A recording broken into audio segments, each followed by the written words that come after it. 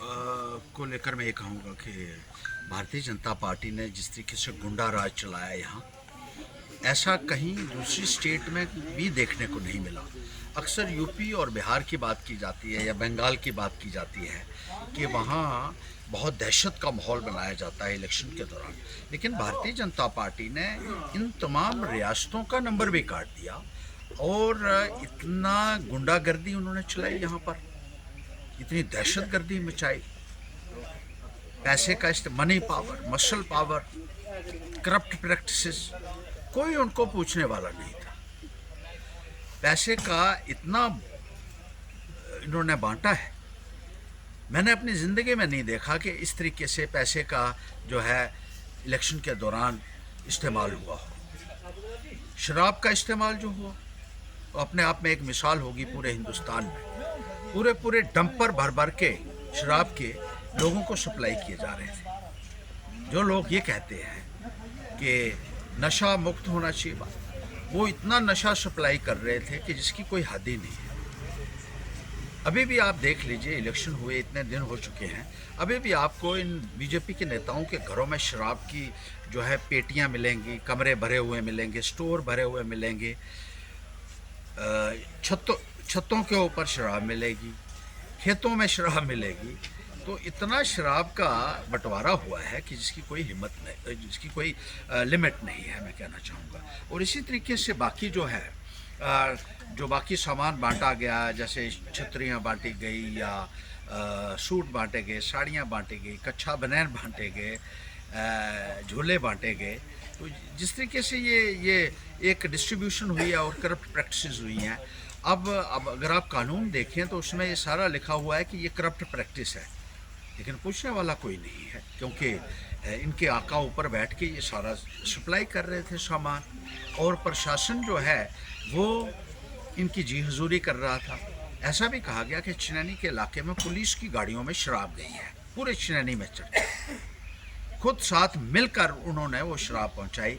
और जो गरीब लोग थे जो कह रहे थे हमें शराब नहीं लेनी है, इस शराब को पकड़ो, उन लोगों के खिलाफ पुलिस ने कार्रवाई की। गरीब आदमी को वहाँ डाल के पकड़ के लाया, जो ये कह रहा था कि शराब हम नहीं चलने देंगे, उसको पकड़ कर लाया और वहाँ पुलिस स्टेशन में बंद कर दिया गया।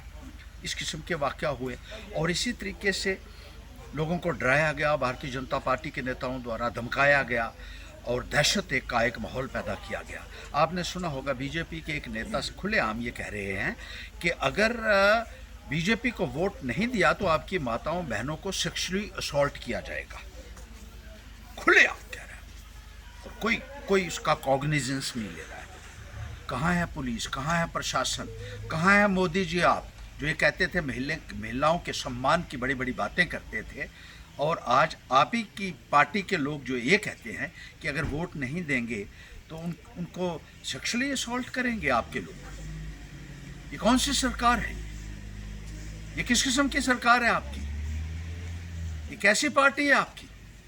और यही नहीं, यहाँ रामनगर में भी एक बीजेपी के नेता ने कहा, हमारी जो कैंडिडेट थी अश्री देवी, उनकी तुलना एक पशु के साथ की, एक भैंस के साथ की। उनके अंगों के ऊपर टिप्पणियां की गई, बॉडी पार्ट्स के ऊपर टिप्पणियां की गई, इतनी अश्लीलता दिखाई गई, इतनी अश्लीलता दिखाई गई कि जिसकी कोई लिमिट नहीं है। इतनी अभद्र भाषा का प्रयोग माता बहनों के खिलाफ किया गया भारतीय जनता पार्टी के नेताओं के द्वारा। क्या कोई इसका संज्ञान लेने वाला नहीं है? यहाँ महिलाएं आप उठ खड़ी होंगी और भारतीय जनता पार्टी की इस अभद्रता के लिए और इस किस्म की जो उन्होंने इलेक्शन के दौरान भाषा का प्रयोग किया है महिलाओं के प्रति, वो लोगों के दिलों में इस वक्त एक ज्वालामुखी की तरह धधक रहा है और वो फटेगा। मैं कहना चाहता हूँ, जो कैंडिडेट था चिनैनी का, वो भी कहता था ये लिपस्टिक और बिंदी लगा के और सुर्खी लगा के औरतें जब जाती हैं तभी उनकी बीजेपी में सुनवाई होती है। और उसने ये भी कहा था कि ये मुजरा करने वाली औरतें हैं जो बीजेपी के अंदर है। उसको बीजेपी ने अपनी गोदी में बिठाया और इलेक्शन में भी वो जिस किस्म के भाषण कर रहा था उसका संज्ञान लिया जाना चाहिए। ये मसले जो हैं ये हम उभारेंगे, और कानून अगर कहीं इस देश के अंदर है तो इन लोगों के खिलाफ सख्त से सख्त कार्रवाई होनी चाहिए।